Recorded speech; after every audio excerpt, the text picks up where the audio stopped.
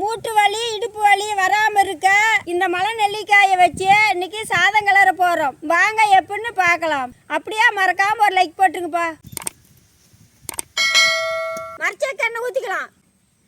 கடுகு, கடலைப்பருப்பு, உளுத்தம்பருப்பு, வரமிளகாய், நறுக்குன வெங்காயம், கருவேப்பிலை, பருத்த கடலைப்பருப்பு, சீவன மலை நெல்லிக்காய், தூள் உப்பு. இதே மாதிரியே அழகான பட்டு புடவை வேணும்னா கீழே இருக்கிற நம்பருக்கு மெசேஜ் பண்ணுங்கப்பா. அப்படியே இந்த சீலை உங்க வீட்டுக்கு வந்ததுக்கு அப்புறமே காசு கொடுங்கப்பா. படிச்ச சாதம்